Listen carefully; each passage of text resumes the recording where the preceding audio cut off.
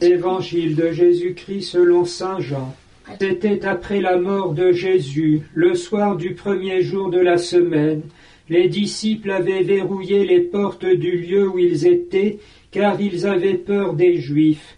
Jésus vint et il était là au milieu d'eux. Il leur dit, « La paix soit avec vous. » Après cette parole, il leur montra ses mains et son côté. Les disciples furent remplis de joie en voyant le Seigneur. Jésus leur dit de nouveau, « La paix soit avec vous. De même que le Père m'a envoyé, moi aussi je vous envoie. » Ayant ainsi parlé, il répandit sur eux son souffle et il leur dit, « Recevez l'Esprit Saint. Tout homme à qui vous remettrez ses péchés lui seront remis. Tout homme à qui vous maintiendrez ses péchés, ils lui seront maintenus. » Or, l'un des 12, Thomas, dont le nom signifie jumeau, n'était pas avec eux quand Jésus était venu. Les autres disciples lui disaient, « Nous avons vu le Seigneur. » Mais il leur déclara, « Si je ne vois pas dans ses mains la marque des clous, si je ne mets pas mon doigt à l'endroit des clous, si je ne mets pas la main dans son côté, non, je ne croirai pas. » 8 jours plus tard, les disciples se trouvaient de nouveau dans la maison, et Thomas était avec eux. Jésus vient alors que les portes étaient verrouillées, et il était là au milieu d'eux. Il dit, « La paix soit avec vous. » Puis il dit à Thomas, « Avance ton doigt ici et vois mes mains. Avance ta main et mets-la dans mon côté.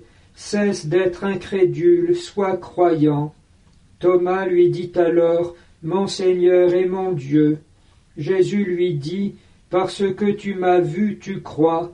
Heureux ceux qui croient sans avoir vu. » Il y a beaucoup d'autres signes que Jésus a faits en présence des disciples et qui ne sont pas mis par écrit dans ce livre, mais ceux-là y ont été mis, afin que vous croyiez que Jésus est le Messie, le Fils de Dieu, et afin que par votre foi vous ayez la vie en son nom. C'est aujourd'hui le dimanche dans l'octave de Pâques et le dimanche de la miséricorde divine, auquel nous nous sommes préparés par la neuvaine demandée par Jésus à sainte Faustine Kowalska, qui commence le soir du vendredi saint et se termine la veille du dimanche de la miséricorde divine samedi soir. Évoquons au passage l'anniversaire liturgique de la mort du bienheureux Jean-Paul II, qui avait promulgué ce dimanche de la miséricorde divine pour l'Église universelle et qui mettait le sceau à son message en quittant cette terre la veille du dimanche de la miséricorde divine, comme pour résumer un immense pontificat. S'il s'agissait d'un mystère au plus intime de chaque cœur qui s'ouvre à Dieu, et non pas, comme on l'avait cru au début, la révolution de la scène médiatique par un pape venu de l'autre côté du rideau de fer et qui allait provoquer en effet les ébranlements salutaires que peu à peu nous découvrons et dont nous commençons à savourer les fruits, en particulier après le pontificat si pénétrant de Benoît XVI. Et nous recevons cet évangile choisi par l'Église, on a envie de dire évidemment, puisqu'on est 8 jours après Pâques, et c'est bien l'octave, mais surtout parce que nous avons l'institution de la miséricorde divine. Au soir de Pâques, recevez l'Esprit Saint, tout homme à qui vous remettrez les péchés, ils lui seront remis, et tout homme à qui vous maintiendrez ses péchés lui seront maintenus. Le fruit de Pâques est donc la rémission des péchés et l'effusion de la miséricorde divine sur le monde. On a presque l'impression cependant d'une digression, pour ne pas dire de partir et sortir du sujet, avec le problème entre guillemets de saint Thomas qui ne veut pas croire s'il ne voit pas, s'il ne peut pas mettre ses doigts dans la marque des clous. Et une fois ceci résolu, On peut enfin, oserions-nous dire, revenir aux choses sérieuses. Mais ce n'est pas une digression, au contraire. Pour avoir accès à la miséricorde divine, il faut la foi, c'est-à-dire penser, croire que Dieu nous aime et qu'il peut nous pardonner. Or cela est impossible si on ne se tourne pas vers Jésus, et non pas n'importe quel Jésus, mais Jésus crucifié, qui montre ses plaies dans ses mains et ses pieds et surtout son côté ouvert. Le cœur de Jésus a été atteint par un surcroît de malice et de méchanceté. Il est déjà mort et la lance vient ouvrir son cœur, montrant ainsi que la miséricorde divine engloutit toute l'iniquité et jusqu'au bout et même au-delà.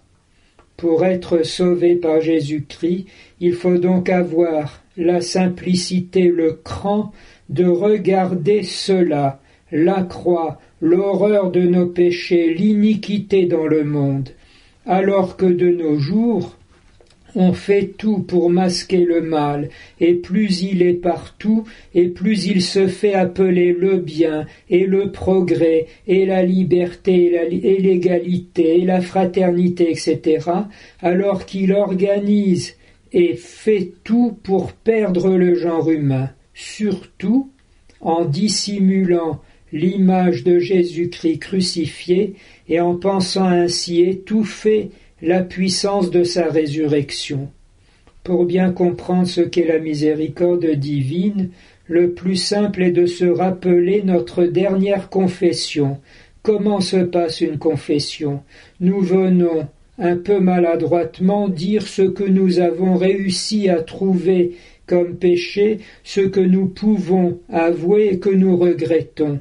Et nous sommes reçus par Jésus dans la personne du prêtre, qui, bien au-delà de notre aveu et de notre contrition, nous accueille, non pour un jugement sur la gravité de ce que nous avons fait des reproches, mais simplement pour s'assurer de notre contrition qui le bouleverse, et alors il répand son pardon, non pas seulement sur ce que nous avons confessé, mais aussi sur tout le reste. En plus du pardon, il opère une véritable recréation, en redonnant vie divine à notre âme et nous communiquant ainsi la vie éternelle, nous rendant son amitié, une intimité si profonde avec lui que nous avons part à tous ses biens, restaurant notre unité avec la Sainte Église et notre communion avec les personnes divines.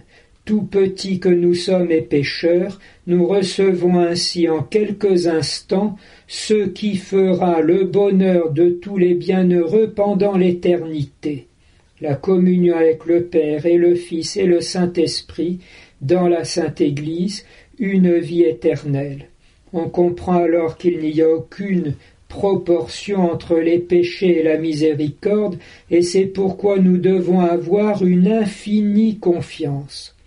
Et c'est là que nous voyons le réel danger dans notre monde. Il n'est pas que nous croulions sous des montagnes de péché, mais il est qu'on nous empêche d'aller vers Jésus-Christ par tous les moyens possibles, d'où l'urgence impérieuse et l'importance absolue de la nouvelle évangélisation, dont nous commençons à voir, à travers ce qu'on appelle le printemps français, ce qu'elle va pouvoir être, non pas de se jeter à l'assaut des foules en leur assénant notre credo, mais simplement en étant là, en étant confiant et bien vivant et rempli d'amour et de lumière et de joie. Pour se débarrasser de cela, il faudra par cohorte entière les éradiquer. Au fait, n'est-ce pas ce qu'a essayé l'Empire romain dans l'Antiquité, où l'on voyait par communauté entière les chrétiens emmenés au cirque pour en être le clou du spectacle. De nos jours, il s'agit du même défi, la vérité n'a qu'à être là, pour être en même temps le salut pour le plus grand nombre, et c'est précisément ce qui la rend odieuse au mystère de l'iniquité. Or on sait depuis l'Empire romain jusqu'à maintenant que c'est cette douceur des chrétiens qui a éclairé le monde, mis en déroute l'adversaire, sauvé le genre humain et permis un immense progrès et la découverte toujours plus profonde de tout ce qu'il y a pour les hommes dans le cœur de Jésus-Christ. Voilà pourquoi, en ce dimanche de la miséricorde divine, nous sommes animés d'un enthousiasme, d'une très grande joie, et surtout nous recevons la paix au creux de notre âme.